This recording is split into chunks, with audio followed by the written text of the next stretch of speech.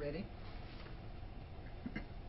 This is an interview with Gene Roy about his experiences in the West African Smallpox Eradication Project.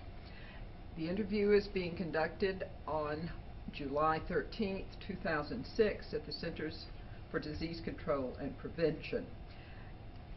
The interview is a part of the 40th anniversary celebration of the launching of the Smallpox Eradication Project. The interviewer is Victoria Harden. Mr. Roy, would you briefly describe for me your childhood, pre-college education, and talk about influential people, friends, parents? Yes.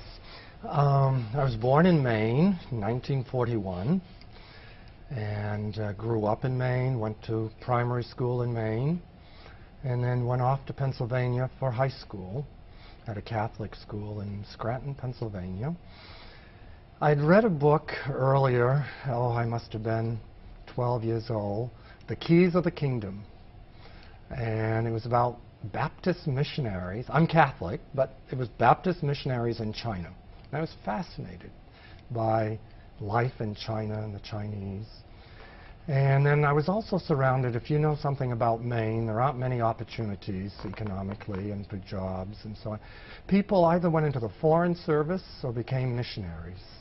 And throughout my life and career overseas now, I've run into so many Maine natives who no longer are in Maine, but who were part of the foreign service, working for USIS, the U.S. Information Services, or missionaries.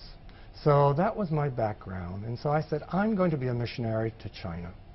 So I went off to be a Catholic student at this high school, then did 4 years at Loyola, so in Chicago, intending always to become a missionary. By then, China had been closed because of communism, so it was Africa. And then the campus happened to be on a golf course. An old golf course had been taken over by the seminary, the Marian Old Fathers, in Glen Ellen, Illinois. And of course, I was addicted to golfing. But I made a tragic mistake one day and went golfing with the sister of one of my colleagues. And as a Catholic, future Catholic priest, this was a real no-no. I got called in and disciplined, and why were you out there? Think of what the public will think. A young seminarian out playing golf with this young lady on a Sunday afternoon. It was the Sunday visitors' day. And that's when I started to rebel. I said, do I really want this kind of life? And so I graduated, got a degree in philosophy, and then I said, what am I going to do for the rest of my life? And this brings me to Peace Corps. So I says, well, after being in the seminary for 8 years, still wanting to go overseas, John Kennedy had just announced the Peace Corps, and this was 1963. So I sent in my application to Washington, thinking I would never be accepted. But at the time, they like idealists, and they liked the background of the seminary, and got accepted, and I was assigned to Cameroon, West Africa, as a Peace Corps volunteer. Would you tell me what you did in Cameroon between 1963 and 1966 when you got into the smallpox program? That's right. Several things, and it all has a relationship with the work I've done in the last 40 years. 1963, if you recall, was the year that measles vaccine was licensed in the United States. And that's the year they did trials in Burkina Faso, which is now, well, it was Upper Volta back then. And as a Peace Corps volunteer, I knew nothing about public health. You know, I knew all about philosophy. I spoke French. I'm French-Canadian background, so that's where the French influence came in. And that helped me in the Peace Corps to get the assignment to French West Cameroon. Well, West Cameroon is of English-speaking, but there's also a section that is French-speaking. And my assignment was to actually to start the first federal bilingual grammar school in the Cameroons. Cameroon, because there were two sections. In '61, West Cameroon was part of Nigeria. There was a UN referendum. They voted as to whether they wanted to go with English speaking, because they were English speaking, the British Cameroons, if they wanted to join Nigeria, or if they wanted to join the East Cameroon, which was of French colonial descent, French speaking and much larger. The tribal groups were much closer to the French ex-colonial Cameroon, and in late 61 they voted to join the British Cameroons, and then it was called the Cameroon, and the French government then poured massive amounts of aid into the British Cameroon to make it French. In the British Cameroon, with 1 million people, very small sliver of land between Nigeria and the eastern Cameroon section, they drove on the British side. They had common law. They had the pound sterling. And just a few miles away in the French section, they used the French francs. They had the Napoleonic Code, and they drove on the American side. But I was there just when all of this was changing, and naturally the 3 million francophones dominated the 1 million anglophones. But the French started something that was very clever. They were going to make all Cameroonians bilingual. And in 1963 was the first year of the first bilingual grammar school, which is a lycée, or like a high school, secondary school. And I was the first foreign teacher on the campus at Man of War Bay, which is famous because of the slaving interception. The British men of war used to go in this small bay on the coast of Cameroon and intercept the slaving ships when the British outlawed slaving. And a beautiful site at the foot of Mount Cameroon. A wild, wild place, very much like Hawaii, with volcanic peninsulas into the ocean. And there was an outward bound camp that had been turned into a secondary school. And so there I was, the only person who had a driver's license, so I got to drive the only Land Rover. I actually became the assistant principal a few weeks later. This was September 23, 1963. And within 6 weeks, 35 students came in from the Anglophone country, and a few weeks later, 35 students from the Francophone side. And that was the idea. Every year for 7 years, 35, and they would learn in their mother tongue, colonial tongue, until they were well versed in the other language to be mixed. So by the third year, these Africans, this was a 7-year course, so it would bring you up to a second year of college, actually university, and high school, and 2 years. And in the third year, and I had left. I had only stayed 2 years, of course, 2-year Peace Corps.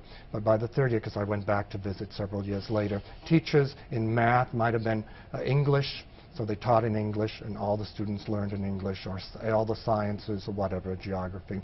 But anyway, the important thing there was that I was 22 years old, and I actually became an assistant principal. Today, there are many bilingual grammar schools, or lycées, and 3 very large universities, bilingual universities in the Cameroons. And these young men are now ministers and diplomats and teachers and doctors, all of it. So that was 63. The notable thing, though, it was September 23, John Kennedy sent us off to Africa. And November 22nd, I still did not have a shortwave radio. And I was 7 miles from the nearest town, and no bicycle or motorcycle at the time. And was it on a Friday, I believe, the 22nd. It was late Friday afternoon, an African came running up to me. And he says, your president is dead. And I had no idea what he was saying. And it didn't register. And he didn't know very much, but he must have heard on the radio.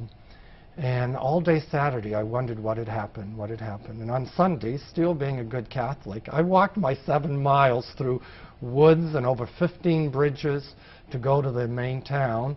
And at the same time, I visited Peace Corps volunteers that were at the girls' school in town. And I walked into their house, and they were all sitting on the sofa just crying. And I said, what is going on? And it says, John Kennedy is dead. Immediately the next day, saved my 4,000 francs or whatever and bought a shortwave radio. But that was the beginning of the Peace Corps. I spent 2 years, wonderful years, working in an administrative capacity, in a teaching capacity, doing all things to make the school work. But the thing that I remembered were the vaccine trials, measles vaccine trial. Africans were talking about it because measles has always been the greatest killer of children in Africa. And this vaccine was like a silver bullet, a magic bullet.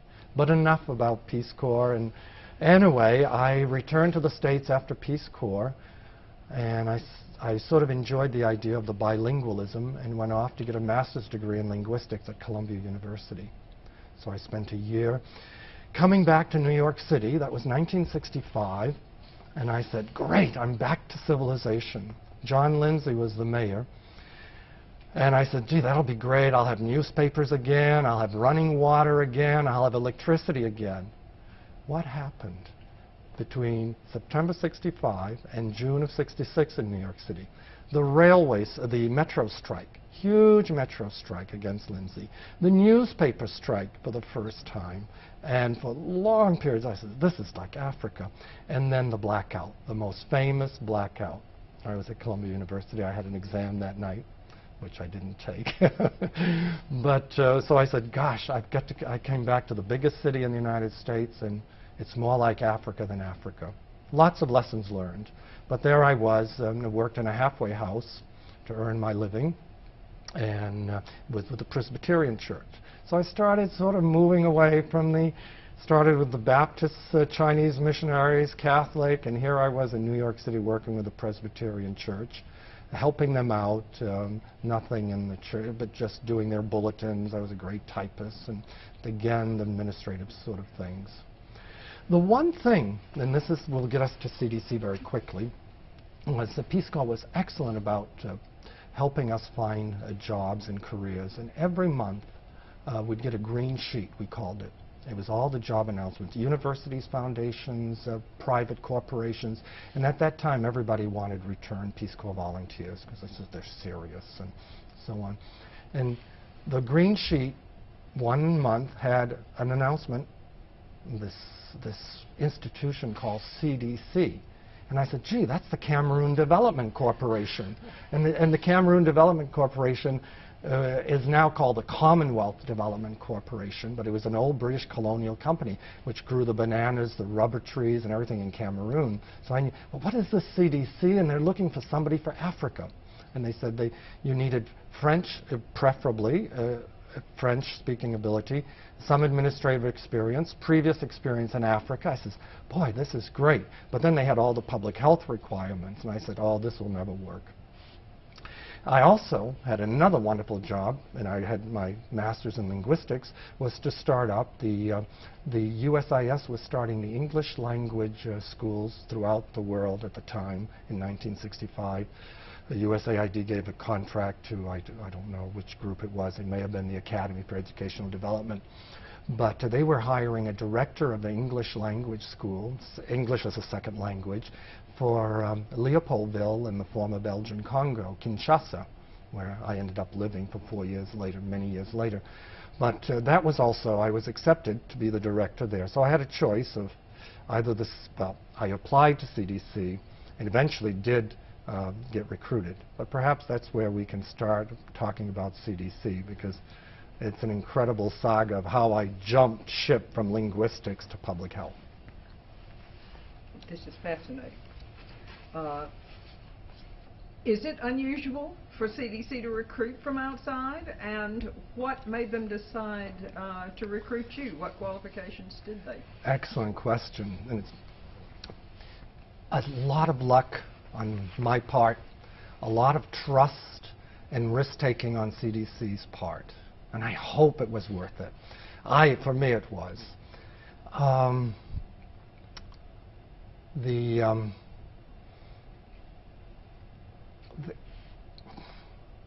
Cut. I lost. Okay. Yes, a great deal of risk-taking and trust. The CDC had recruited, I think, something like 60 staff people to go to the West and Central Africa Smallpox Measles Program, which USAID was funding and which started in 1965. And they had selected, the idea was to send epidemiologists and public health advisors paired together. A public health advisor is an operations officer to make things work. What I used to say, and public health advisors didn't like it, the manpower part. And then the epidemiologist for the brain power part. However, to be faithful to my colleagues, well, we had brain power as well. But it was a great combination of having the epidemiologist and the public health advisor.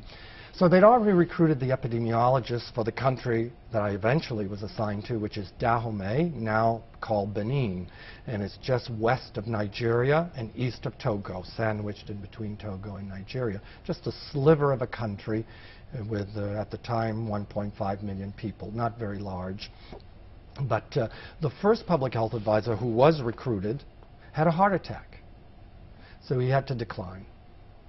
So D.A. Henderson and Leo Morris and Billy Griggs, who were all at the time trying to put a staff together for West Africa, went on to their second candidate, who accepted the job, a traditional, well-trained public health advisor, the VD types as we call them back then, venereal disease guys.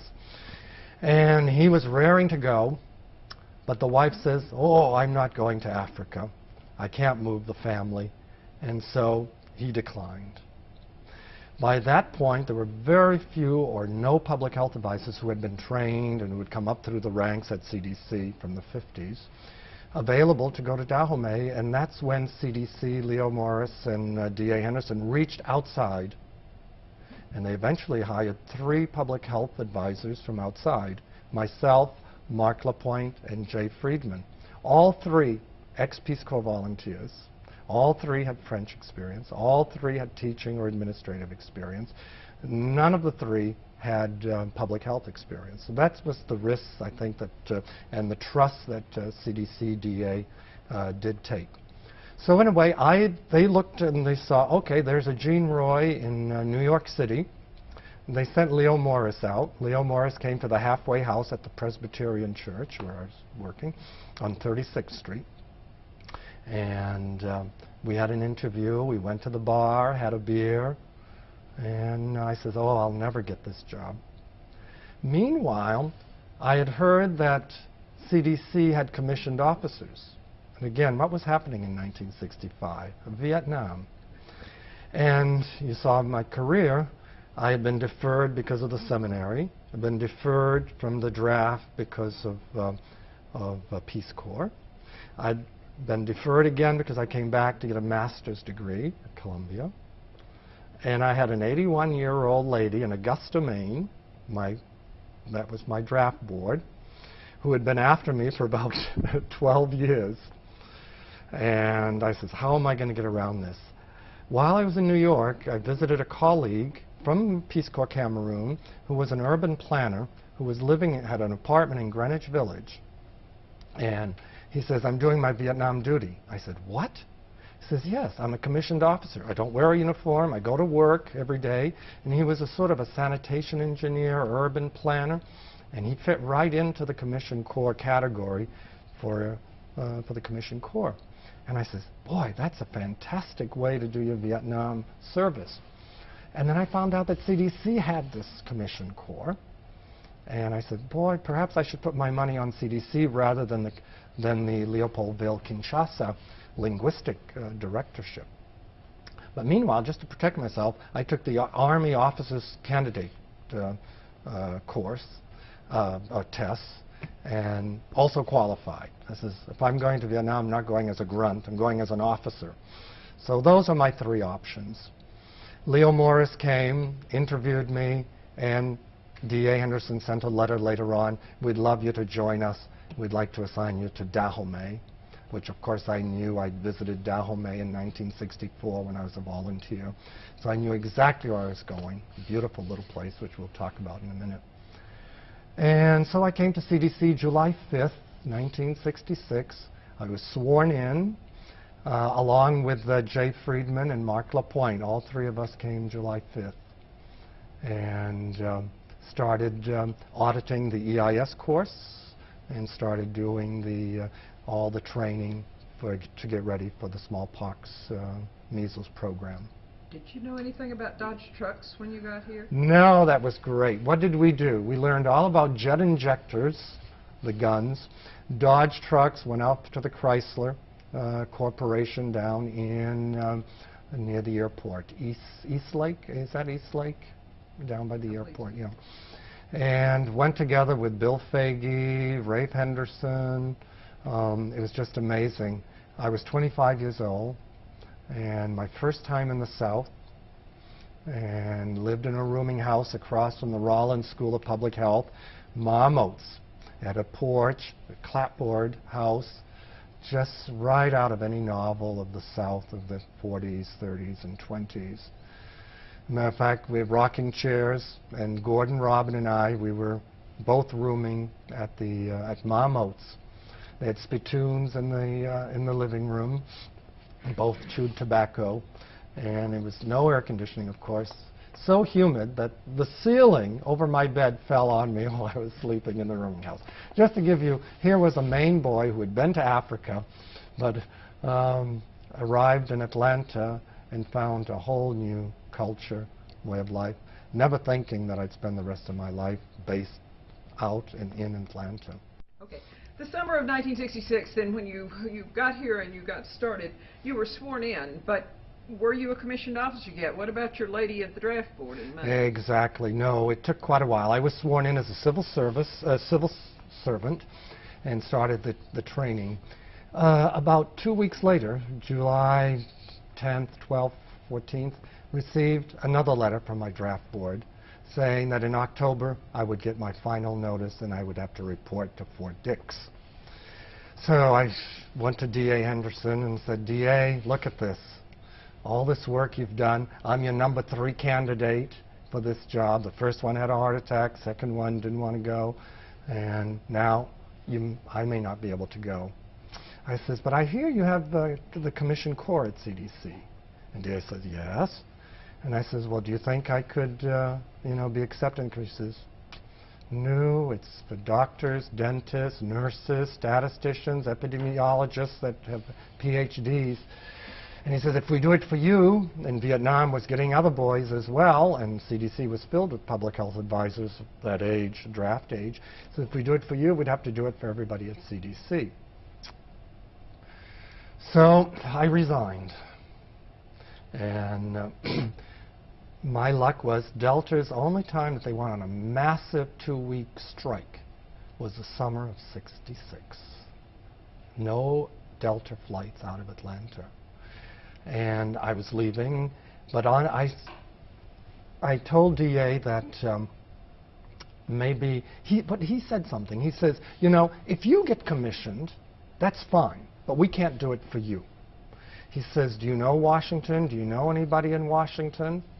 I said, I says, yeah, I know Ed. And he says, which Ed? I said, Ed Muskie. And he's from my hometown in Waterville, Maine, and knows my mother, knows the family, he was a neighbor.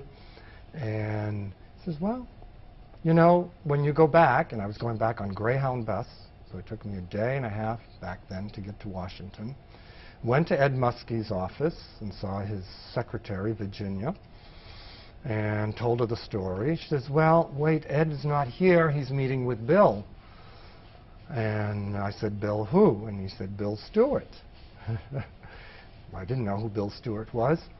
And she said, but let me give him a call. So she called and told him that I was from Waterville, who I was, what I'd done, Peace Corps, blah, smallpox and eradication in Africa.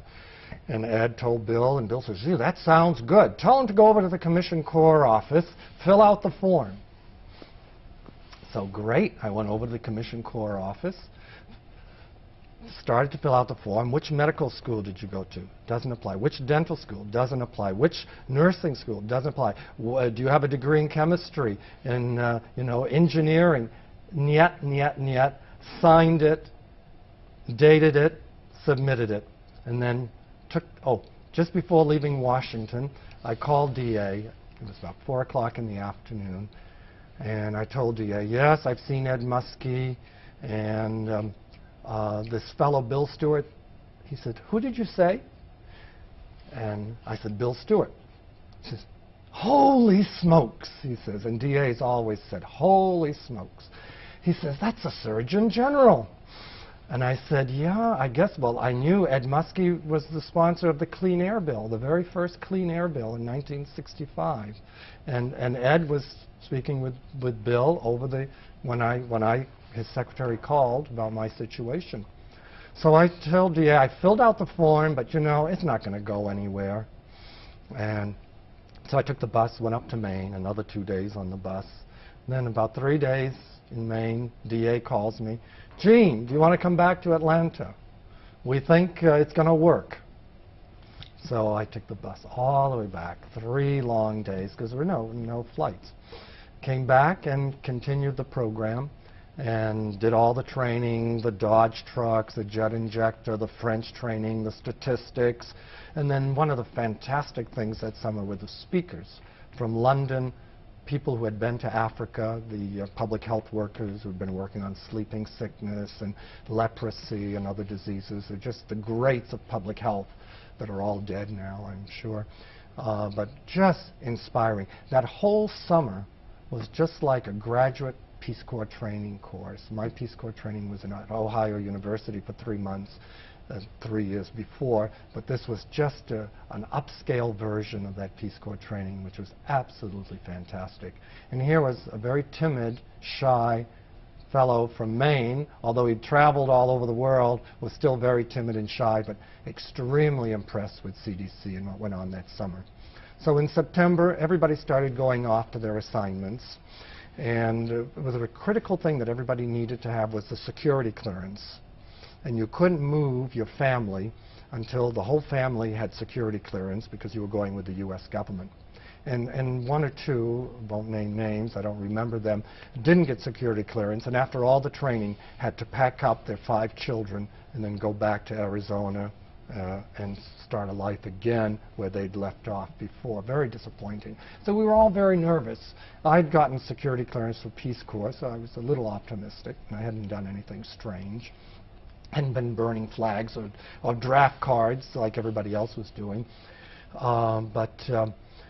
September, so everybody went off. October 1st, I got my draft notice. Please report to Fort Dix, October 17. And I went up to DA again. DA, here's my, this is it. And I'm still not commissioned. 3 or 4 days later, I was commissioned. Meanwhile, just for protection, Mark LaPointe, who's also from Maine, and had a very similar background as myself, and had the same old lady at the draft board in Augusta, was commissioned as well. We did it at the same time. And so Jay Friedman was from New York City and was not, he was not being hounded and did not need the commissioning. And so he did not get it. But both Mark LaPointe and I stayed 3 years while in Africa as commissioned officers, fulfilled our military. Because 2 or 3 days after my notice came in, I did get commissioned. I swore again. And then sent the draft notice back and signed it, Lieutenant J.G. And that was the end of the story. And December 15th went off to Dahomey, where it had the second highest incidence of smallpox in the world at that time. And you were commissioned at? So Dahomey. So your commission of the Public Health Service was as a public health advisor, literally. The commission, you mean? Yes. Normally it's assistant surgeon or sanitary engineer. It was assistant surgeon, junior assistant surgeon general. I don't recall. I was elated to have any title. The pay was not great, but the experience and the opportunity was fantastic. Absolutely. We are getting to smallpox. Why did Dahomey have a lot of smallpox? What was Dahomey like or something? Tell me a bit about Dahomey and what you found in terms of smallpox, and describe the people. Yes, Dahomey, very small country, a sliver of a country, maybe 300 miles long and 60 miles wide, 1.5 million people. And of course, I was 25 years old, and I says, gee, I'm going to have to vaccinate with the teams all 1.5 million people. I was overwhelmed because that was the strategy. Start at the coast, go up north, and vaccinate all the tribes, all the people, the cities and towns and villages. At the time, as I said, Dahomey had the second highest incidence of smallpox in the world. Yeah, a lot of it was because of the feticheurs. These are the medicine men, if you want. I'll use the word feticheurs because of the fetish. The people are of Fon origin, which the Fon people are connected to the Yoruba people. And Yoruba is a tribe in western Nigeria. So the Yoruba Fon people are related. In their mythology, there are two very important gods. The god of earth, which is called, the god of earth, and the god of earth's power is Sakpata. Voodoo, and the word voodoo comes from the Fon Yoruba language, and the Haitians and Brazilians use that word, voodoo, because the slaves came from that area and brought the language. So the voodoo is very big in Dahomey, or Benin today. And there are two gods. The god of earth, the power was Sakpata, which is smallpox.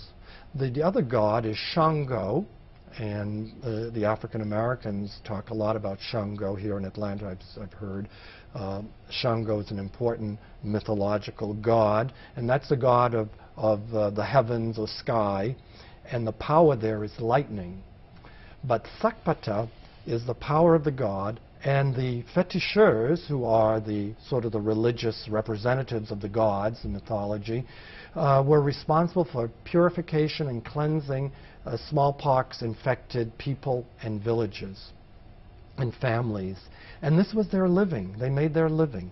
So when smallpox broke out, the people normally went to their native medicine men, the feticheurs, to find a solution.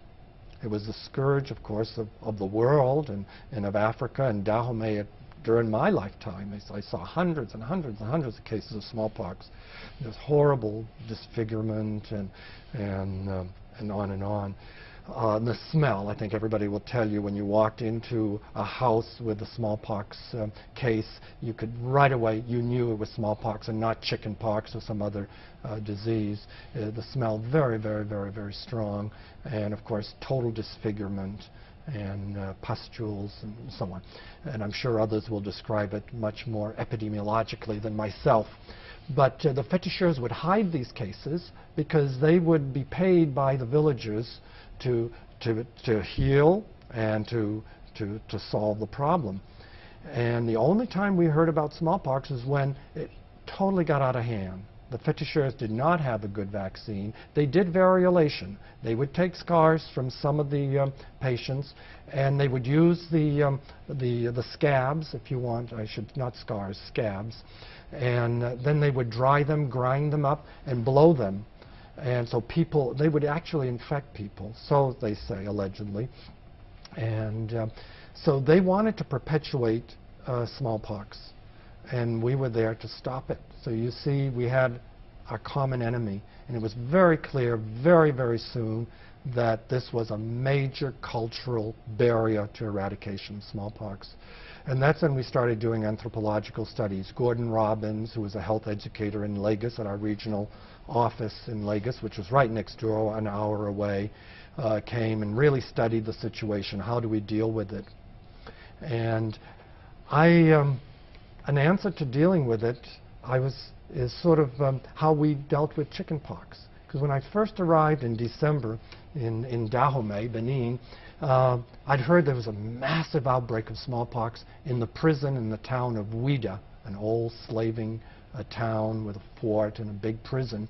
And so my driver took me there. I said, I'm going to see my first cases of smallpox. Went into the prison, men's prison, and they were all covered with pustules and vesicles and all the. And I quickly came back and told my epidemiologist, Bernard Challoner, who's deceased now, but a young Barbadian origin doctor epidemiologist. And I said, Bernie, there's a tremendous outbreak of smallpox in the prison. So he gets into his vehicle, goes to the prison, comes back smoking a cigar. He says, "Oh, Gene, you've got a lot to learn about differential diagnosis. That's chicken pox." And that was the answer for the féticheurs.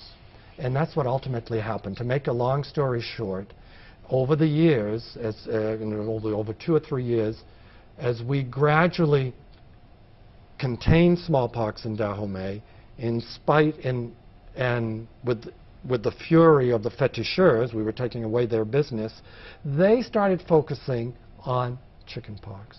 And to this day, I'm told that chickenpox is what they're now declaring as the sakpata, the power of the anger of the gods who punishes you by giving you, not smallpox now, but chickenpox. I bet you they still call it sakpata, but that was their way of survival. There were still féticheurs, there's still voodoo, and highly practiced in Benin today.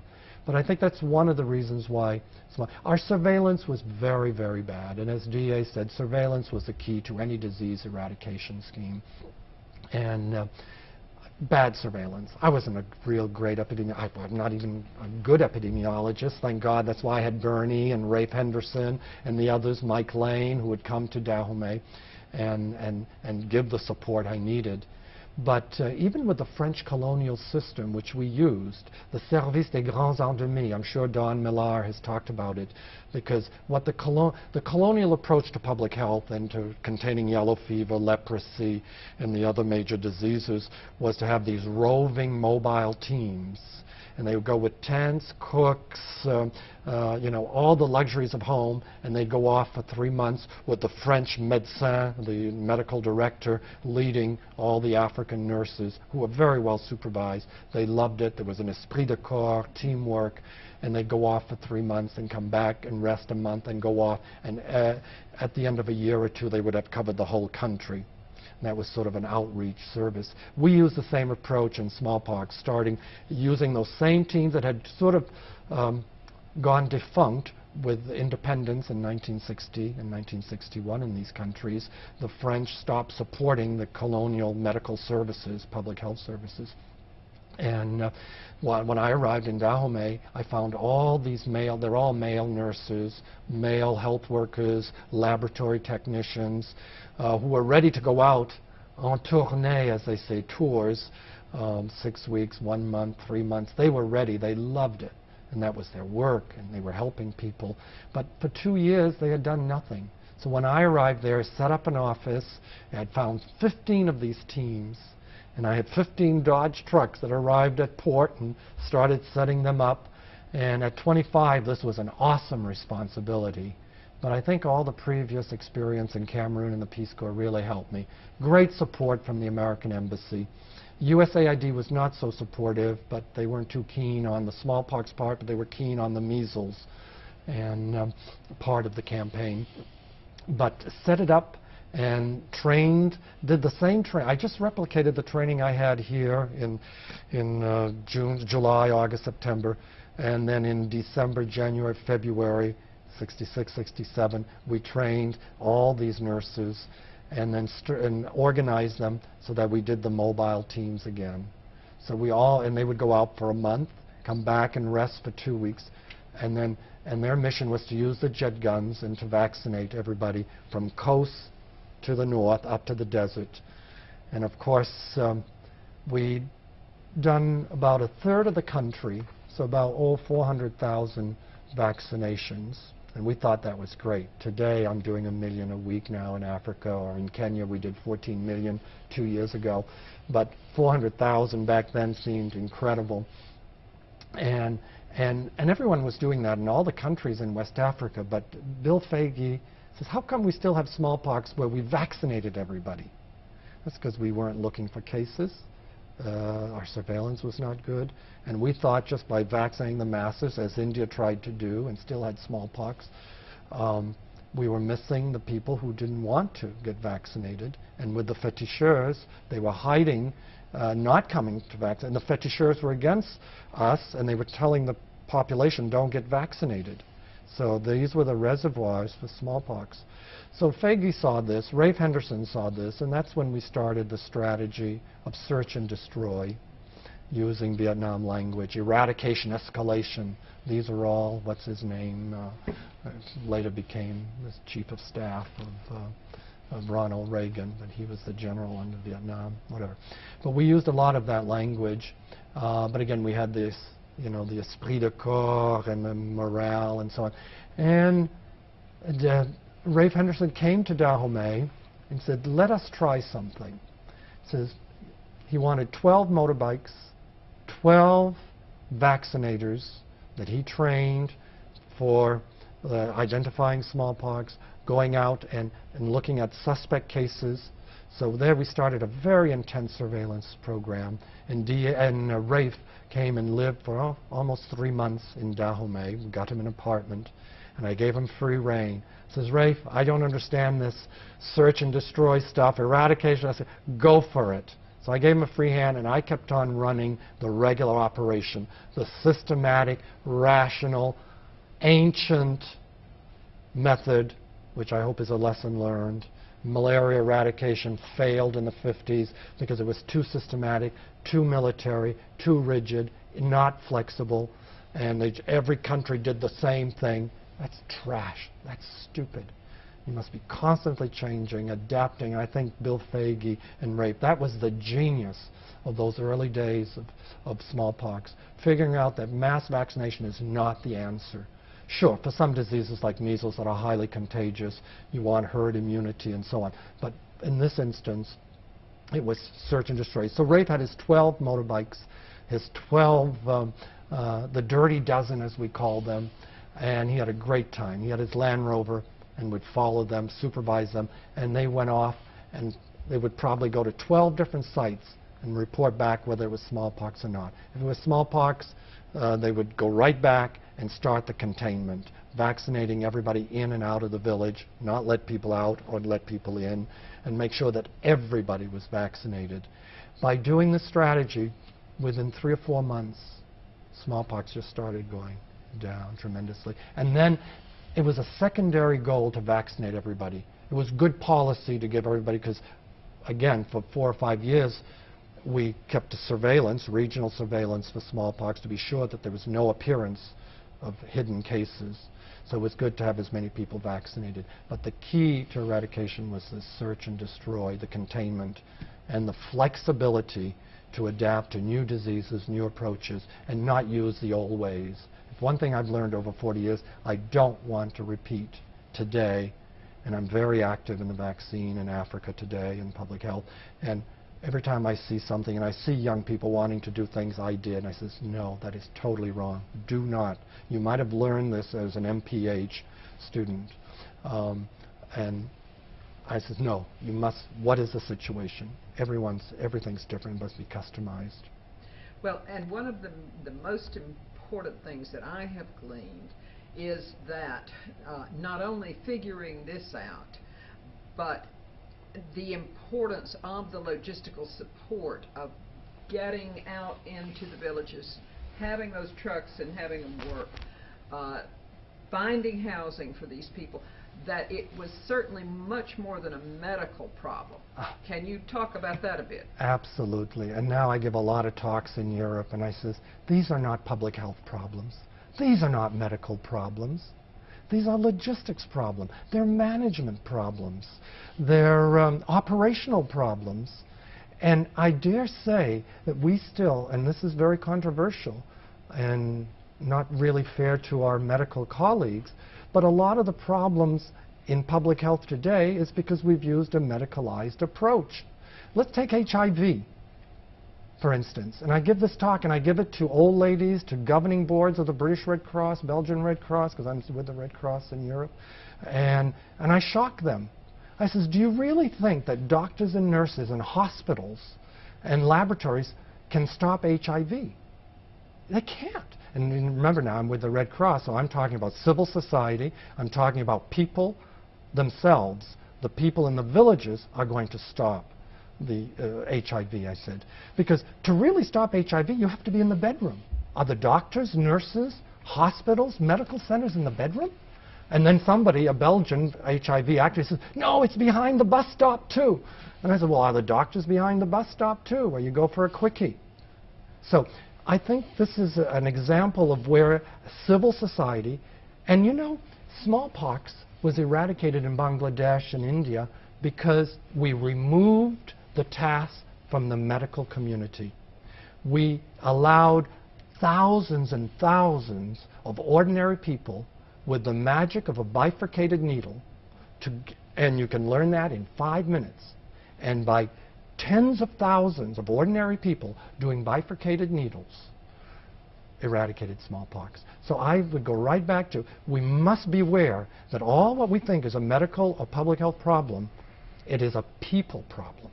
And you must change behavior. And I go through the helmet, the seat belts, the condoms. That's nothing to do with doctors and medical schools and hospitals. It is people behavior. With culture and religion and values. Exactly. And, major lesson learned. I use the Kano experience for polio. Major outbreak of polio in Kano, Nigeria. And they've now exported their polio cases all over countries in Africa that had not had polio for 10 years. And what was the problem there? Well, they perceived the vaccine to be, I'm told, an American vaccine. It isn't. It's made in Indonesia. And it was to sterilize the Muslim girls so they wouldn't have babies. But it's made by Muslims in India and so on. And of course, I agree that in Nigeria maybe it was a political problem as well. But if you assume that it was this vaccine problem and that no one came to get vaccinated because of the rumors, that was not a medical public health problem. It was a communication problem.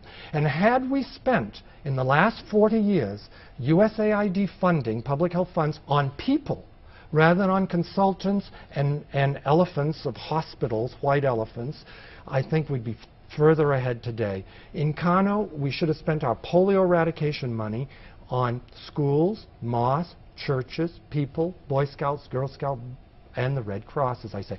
People. If people know that the vaccine is good and they know measles kills, or polio, they don't see a lot of polio, but now they are because they stopped vaccinating for 3 years and the resurgence, and that costs hundreds and hundreds of millions of dollars. But just to get back to a point of the importance of people in public health. Polio eradication would not have occurred if it had been left alone to the medical institutions and the public health agencies. It was Rotary International, ordinary business people out of Edmiston, Illinois, yes, with the help of CDC by assigning a CDCer there because they said, we're not a health agency. After they'd raised $50 million in 1982, 86, I was here. And I was dealing with them. They said, well, we can't continue raising money for polio eradication because we don't, we're not a health institute. No problem. We'll give you somebody. And they went on to raise $600 million. Now, measles elimination is occurring in Africa as we speak. 32 years after measles vaccine was introduced in Africa by the measles program, it took 32 years before Africa started using measles vaccine in a big way, and that's because of the American Red Cross, and we started in 2001. And of course, the cases have just gone down, tremendous drop, 60%. In some countries, 91% fewer cases of measles, because measles was the biggest killer, no longer today. But it was Rotary as civil society for polio eradication. For measles elimination Africa, it is the American Red Cross, civil society, not a health institution. So I think if we do an analysis of the real successful public health programs in the last 40 years, you will see that the most important common denominator was the people who are victims themselves, and you must involve them. And I think that's a lesson learned for the future. You and I need to talk more. I'll tell you later, but we need to talk more about HIV/AIDS. And but today we have to finish Get back to up. Smallpox, yes. So let's get back to smallpox, and let me ask you just a couple of things. One question. If you were going to do the program over again, would you change anything? No, I think we made, we had some assumptions to begin with, but we were very flexible. I think it was a brilliant group. I mean, and this is, I've had 40 years. I started with the Bill Fagis, Stan Fosters, Don Millar, D.A. Henderson.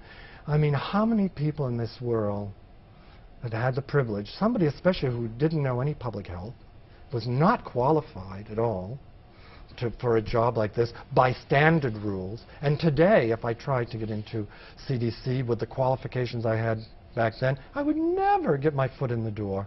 You'd need an MPH and a PhD, if not an MD, and so on. But I think they took risks. They had a lot of trust. I think they worked with the governments. While our mission was smallpox eradication, the African governments wanted measles vaccine. And again, ask the people what they want. And measles vaccine we thought was going to destroy the smallpox part of it.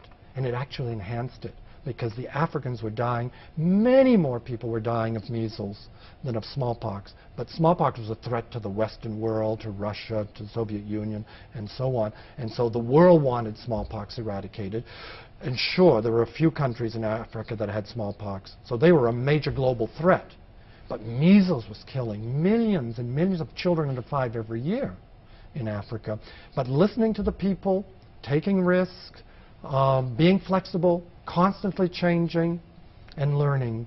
And I think the legacies of smallpox are tremendous. You would not have had measles control in the United States, because what happened is we all came back in the 69, 70, 71 to the United States.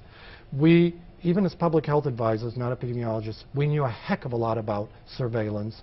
We knew about containment. And so we started closing down schools with measles in the United States.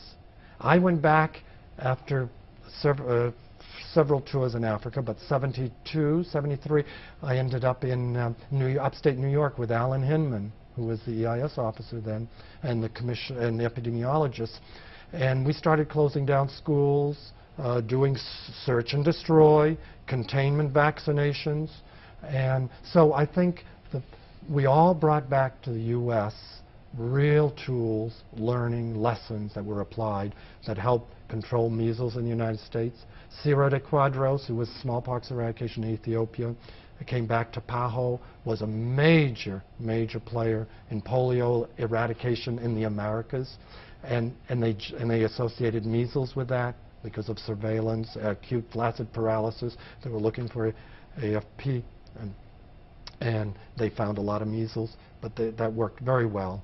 And then the guinea worm eradication, Don Hopkins coming back to the Carter Center. I mean, the legacies, the spin-offs from the smallpox measles program, incredible. Rafe Henderson with the global EPI, expanded program on immunization. I guess it was 1976, 77, he went to Geneva. And he expanded. What does it, people in Europe ask, why the expanded program on immunization? And I laugh because I'm the only one in Europe that was part of the smallpox group. And I say, oh, that's the expansion of the smallpox measles. And this is another lesson, and I'm sure Rafe has talked about it. All of it is about management, good management. And I hope DA gets interviewed and he says this, and I'll say it for him. When DA was, of course, head of smallpox at WHO in Geneva for many, many years. And on the day he left, he had a press conference, and they asked him, he says, DA, now that you've eradicated smallpox, what's the next disease to be eradicated? He says, bad management. Good. Before we... Interrupt, Dr. Fages here, you meant to bring him in? Yes, Yeah. yes, bring him in. Yeah, we're almost I think finished. we Yeah, I've covered everything I wanted to cover. All right, well, let me just say thank you very much for speaking with me, and we'll cut. Good.